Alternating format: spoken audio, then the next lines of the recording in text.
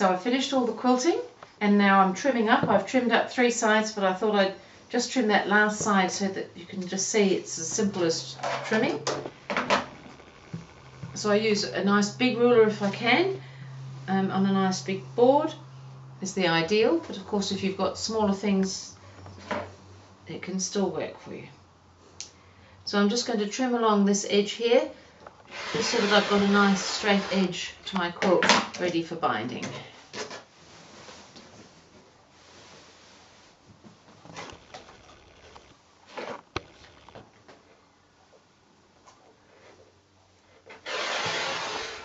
And it was as easy as that. So that's all trimmed. And now I'm going to get ready to put the flange on. A little bit like this quilt up behind me, this little narrow yellow strip along here is a little flange. It's like a little piping. So I'm going to do a similar thing on this quilt here. And I've got it all ready here. So this is my flange. It was cut 1 inch wide and I've pressed it so that it's folded in half. And I'm going to just sew it onto the edge of my quilt. I'm going to bring it in just a touch from the edge, so not right raw edges together, but maybe 1/8 of an inch in, and sew it in place. And so I'm going to do it in 4 separate pieces. So I've joined 2 pieces of the flange so that they're longer than a width of fabric to do the 2 sides. So I'm going to do the 2 sides first, and then I'm going to come across and do the ends so that they overlap. So when this one's sewn in place here, this one's going to come over and it's going to overlap at the corner and give you a nice little tidy corner. And then I'm going to go around and put the binding on. But initially I'm going to put the flange or piping on, and then I've got my binding already, which I've cut 2.5 inches wide. I've joined all my strips up and I've joined them on the diagonal so that you don't get any bumps and things as you're folding around, and that's going to be folded in half and put on afterwards. So I'll go ahead and do the flange so that you can see how that's done. I'll just get started now, but you don't need to watch me do the whole thing.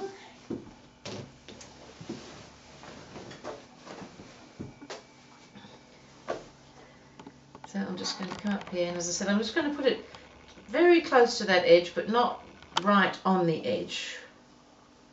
And I have got a walking foot on, so that's probably not making it any easier for you to see things. But when I've got this extra layer with the batting in between, the walking foot's really helpful because it helps feed everything really nicely through.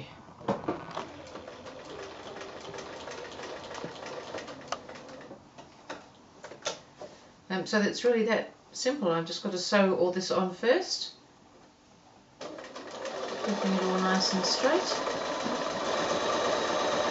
So still with my 1/4 inch seam from the raw edge, and then this all will get enclosed when I put the binding, when I roll the binding round, because I'll be stitching the binding onto the back and rolling it round to the front, because I'll be machining it down.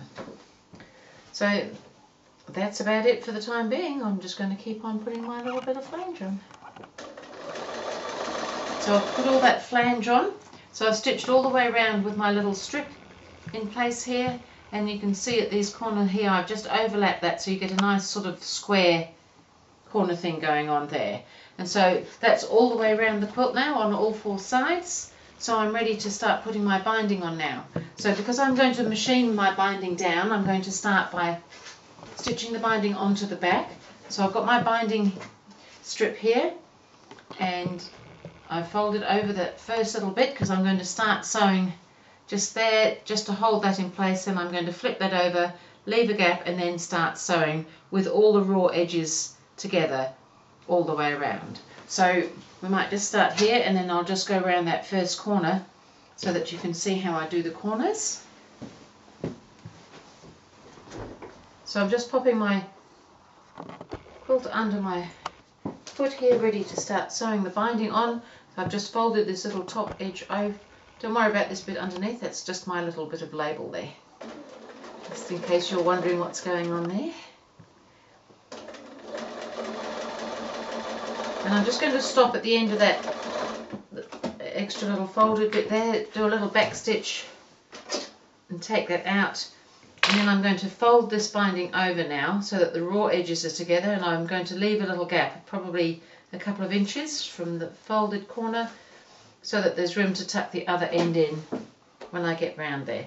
And so now I'm going to be working with my raw edges together, all the edges, the quilt and the binding. Come in again and just start sewing there, and then I'm going to go up to the first corner and I'll show you how I do the corners.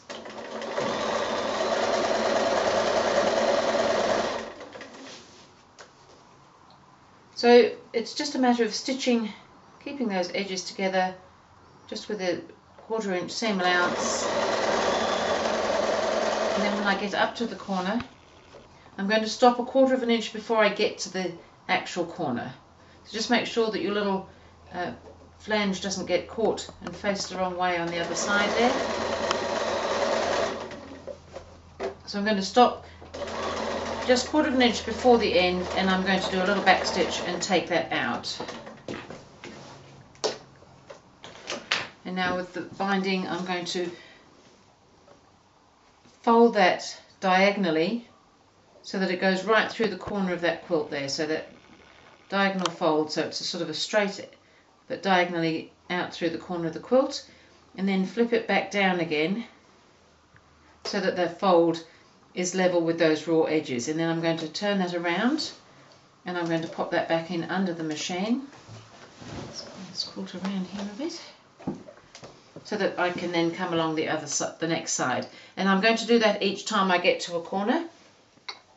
So just starting right from the edge there and then just continuing on. And that's going to allow us to have a nice little mitre at the corners, which I'll show you when we turn the binding over. Other than that, I'm just going to keep on sewing all the way around the quilt, and I'll show you how I do the other end when I get there, so how I tuck that in. So here I am, I've just about finished. Here's my joining up here.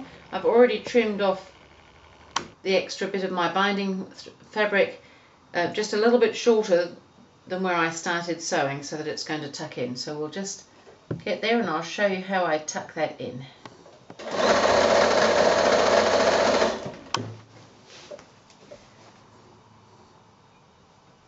So it's going to come over that first bit that we sewed down there, and then we're going to tuck that right inside that bit there and pull that over so that it's sitting nice and firmly again, and then just keep stitching right on all the way down to join up the stitching where we started.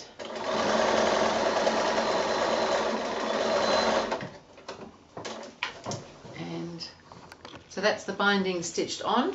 I did all the 4 corners that way that I showed you that first one, and so what will happen there now is, because we've done that little pulley out foldy thing, that's going to mitre, but I'll just show you how to do that. So we'll turn the quilt over and it's ready now to roll that binding round to the front, and we can stitch it down so that that nice little flange is just showing nicely there. So we'll start up here just near a corner so that you can see how I go around the corner. So it doesn't really matter where you start with this part. So we're going to roll that over, let that flange show nicely, and just stitch down close to the edge of the fold of the binding this time. So we'll back stitch just to get started,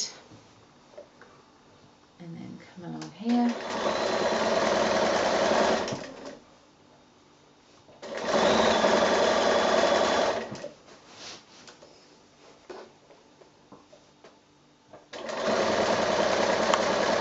And it's quite nice doing this. You've got control over how much of the flange you can see by doing it, sewing it on top like this. So when I get to the corner here now, I'm just holding this out. You could pop a pin in there if you wanted to hold that down. And then I'm just going to, so that fold goes straight out to that edge there, and then I'm just going to fold that over so that it sits, and it leaves you with this nice little mitre at this corner here. So that's going to be sitting there nicely. So I'm going to sew right up to there.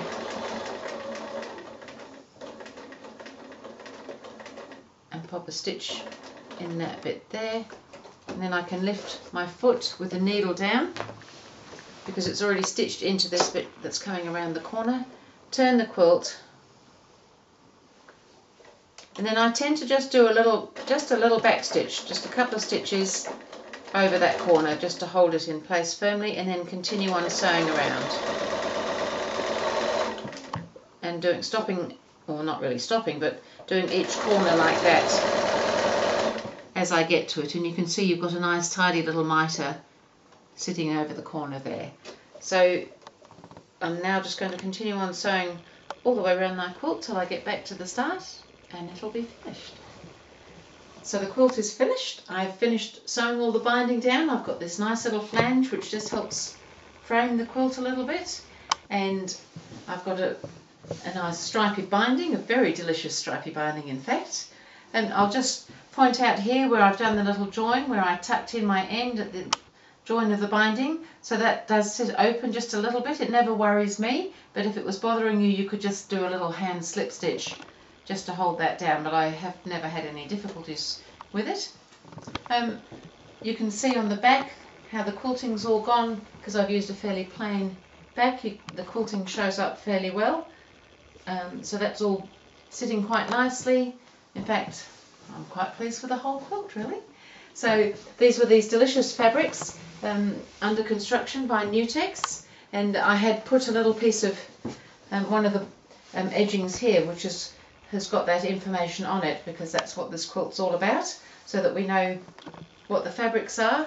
And I just thought that was quite a nice way to sort of put a little label on the back of the quilt.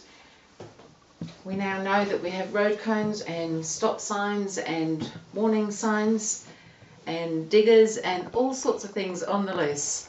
So thank you Nutex for some delicious fabrics, and there's the quilt, and the pattern is available on my website at GourmetQuilter.com, or it may well be in a store near you somewhere. So that's how we've made that quilt. Thank you.